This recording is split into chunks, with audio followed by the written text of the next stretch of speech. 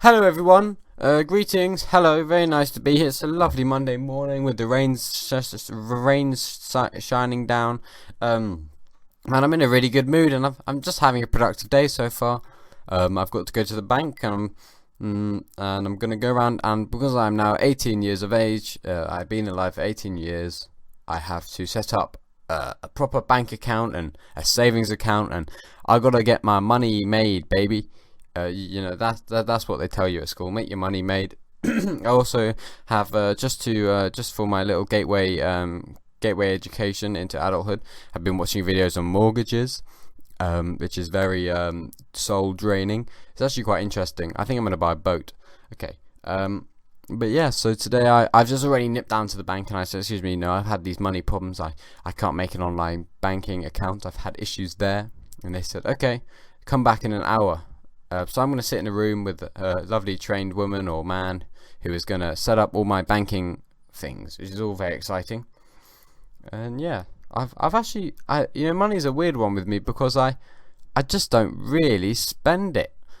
I think the thing is that loads of errors like these people make, these people being all the other idiots, because I'm obviously the only person who is good with money. But they all subscribe to Netflix or Spotify or just £8 a month, £8 a month here. Yeah, but I use it. Yeah, no, I do like Spotify. I listen to it. I listen to it. And all this kind of little payments, and I think you just drain your money. It's like you get your every month, you just bang run out the basket, you lost 40 quid. It'd be like a horse at the races. They bring the guard down, and then suddenly horse has lost a foot. Like you're starting off on the wrong foot, I guess, is what I'm trying to say here. And you're never gonna win a race when you're starting off with that foot. It's just basic and race knowledge that I'm just having to educate you on. So I think if we really think about what we need to buy, you pretty much buy very little. And it's kind of this idea of just draining money.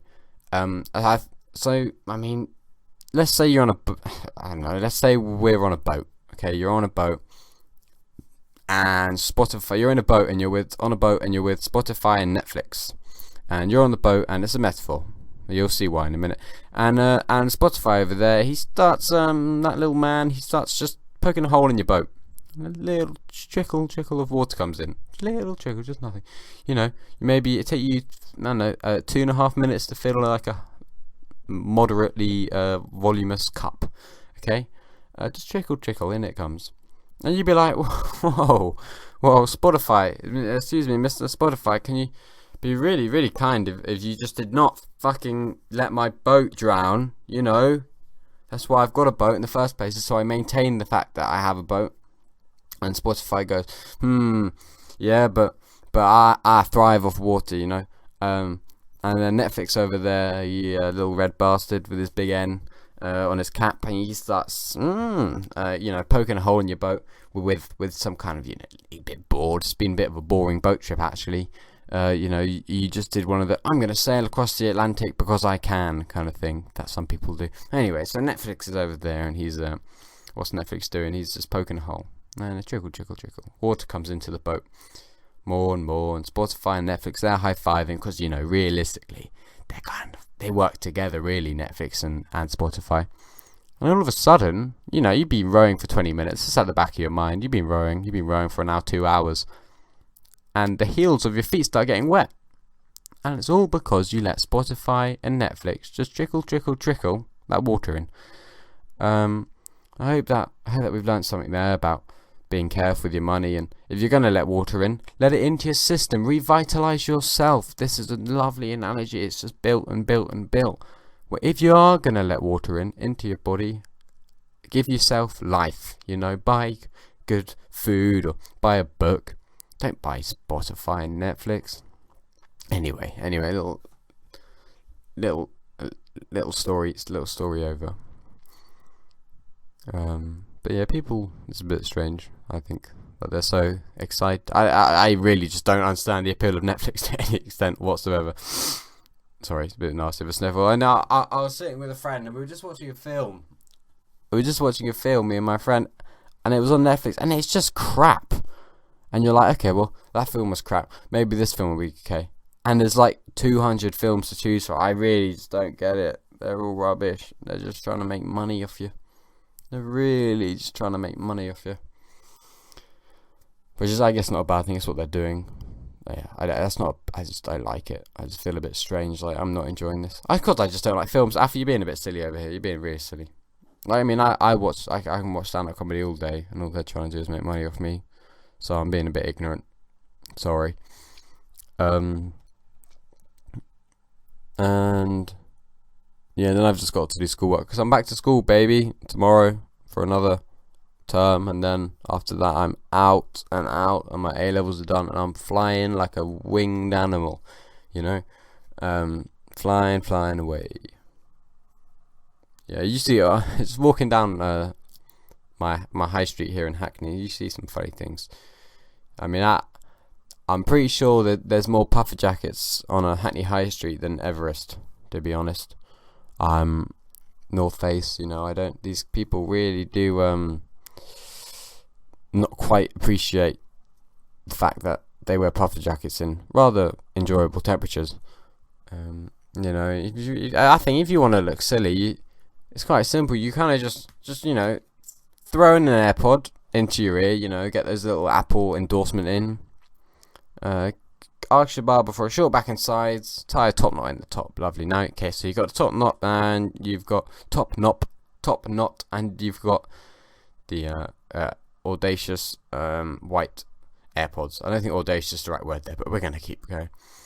What else? You're wearing the puffer jacket. That was kind of a given. You know, you're cladded in a Canada Goose puffer jacket, and if somebody said, "Excuse me, where's Canada?" you wouldn't be able to find it. And if somebody said, "How many legs does a goose have?" you'd probably say, "Well, it's a bit like a chicken, and chickens have 8 wings because the chicken box I buy from KFC has got 8 wings in it."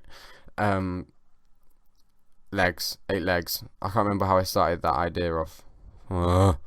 You know, and then there's a homeless man who sits outside my McDonald's, my local, you know, my ye old local McDonald's. I always see people like jump when they see the dogs. They're not used to dogs, but the dog's got a muzzle and it's probably a bit malnourished, so it's not the most aggressive of dogs. That's really tragic, really. You know, the homeless man's holding the empty McFlurry cup, which all the people clad in their puffer jackets just throw over their shoulders after finishing them. You know, even though there's bins provided, and so the homeless man has to pick up the empty McFlurry cup and sit outside holding it, hoping that the people who threw it on the floor will now throw some money into it. It's all a bit strange.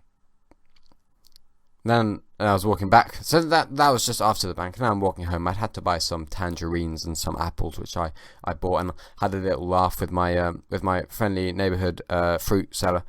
It's really cool. I like his shop. I don't know where he's from, but we somehow have a chat. I don't think his English is all that sharpened, but I'll still make him laugh somehow. I think he's just good at public relations, because I say something and he laughs, and I'm like, okay, this is nice of you to do that. But I don't mind, because realistically, I mean, it doesn't seem like a fake laugh. And then, because I was saying, no, so today's joke was, I was like, haha, you know, normally I buy a lot more fruit than I just did, you know, and he laughed. But obviously I didn't say it like that. I was smiling, you know. Maybe my delivery was really quite good at that time. To be honest, I really did bomb the delivery there. But hopefully you can see the comedy in that. Maybe we'll do one of my little lines now. Not cocaine. One of my little lines of what did I say? What have I written over the last week? Human style is a position that dogs have sex in. One lies on its back with its legs in the air. One gets on its back with its legs in the air, and the other gets confused. Okay, and the idea is that if a dog went into what we would call a missionary position, the other dog would be really unsure of the proceedings. Okay, I can't be asked another one. What did I write here? I wrote, I can't kill a swan, but you can use British soldiers for tactical airstrikes in Iraq, both involving flying white specimens. Quite quite, to some extent, funny. You know, I appreciate. I wrote that at about 11 o'clock, and I was a bit tired. This is 11 p.m. I really should make that evident. Maybe not the funniest, but we can value that there is some anti-government kind of motif in that little comment. Okay, I've had enough. That's enough of my little book. So all that's left is you, me, and the guy the other guy watching this video. I was thinking social media is kind of strange because when I go on my Instagram to see my social influence, and because I'm an online personality and influencer at this stage, I've earned the right. I've got 298 followers, and apparently the threshold is 295. So I've clearly superseded that value. In fact, I'm +3. And the social media is a weird one because you kind of end up having this life where you're not always in the present. For example, if I'm looking at my social media, or I'm looking at what other people are doing, what they did last night, then I'm almost always living in the past, right? Like, the way I see it is, before social media, the only time you would have had a memory of a past event would be when it had some relation to the present moment, or a picture, or whatever that you've seen, but you wouldn't see as many pictures. Whereas now we're constantly exposed to last night, or a couple of weeks ago, or a week ago, and I just feel like it takes the value away from being in the present, because you're just so often shown the past. I don't know, this might sound dumb, but I was just like, ugh, God, I'm looking at what this girl did last night. I don't care. Look at me right now. I'm a young man. I'm 18. In 4 years, I'm gonna wish I was 18 and I had 10 minutes just to do what I wanted. But instead, I'm looking at this stupid. Well, she's not stupid, or he, or whatever. This thing. I'm the stupid one. I'm the stupid. Like, you can never be annoyed when you're looking at social media and you're like, oh my God, this person is stupid, because you're looking at it. So you're the dumbass. You're the one who's downloaded Instagram. You know, Mark Zuckerberg watching you tap away and your life drain away, and all the sponsorships and all the people paying him. You're looking at their ads, and he's like, oh man, yeah, this guy, we really made this guy foolish. Alfie over there, Mr. Alfie CRTR, we know. All we know about you, Alfie, is that your Instagram name is Alfie CRTR, and we know the email that you've proposed. But for example, we could also probably have access to all your bank details, and let's just make this clear. It wouldn't be the biggest huff and puff if we wanted to know your address, wanted you to know your national insurance thing. We basically have access to everything you have done and do regularly, and we know what kind of person you are. And it's just all a bit weird. I don't know. But I still love social media. This is going to get uploaded on social media. You know, it's just that whole kind of roly-poly of you're kind of enjoying it and it's benefiting other people who earn money off it. So you're kind of, you're alright with it. You're alright with it happening. But I'm not sure if this kind of thing is I don't know how much longer it can last. I'm just not sure. Of course, no one is sure. Also, I'm soon going to read Yuval Noah Harari's little book. I think it's called Sapiens, which is really exciting because it'll give me some cool insight into the past and how the human sociology of how we developed, and tribesmanship and things like that. Tribeswomanship as well, if you would like to. It's all very cool. But for now, I need to finish A Clockwork Orange by Anthony Burgess. I'm really loving it. I thought, that book, I'll tell you something, that book originally, I couldn't get into it. It was very, he's made up this own language for the book, and it was very hard to follow, and they kept saying, like, all the characters, Tolchik, Bachauk, kind of like all these random words, and I did my head in, basically. But I've kind of learnt the language, and whatever Anthony Burgess managed, like whatever he was going for, I think he's achieved it, because it's really quite staggering to read a different language that you've only been reading for 90 pages and understand it and understand the characters. And it's very interesting. It's about a naughty boy who is pretty much forcibly made nice due to psychological experimentation. And I think it's got some undertones of ethics, which has been made quite clear in the book. It's all just very exciting. It's a short little dystopia. I really would recommend it. Loads of books I'd recommend. Anyway, I've really enjoyed this podcast. It's one of my favourite ones I've ever done. I believe this is episode 11.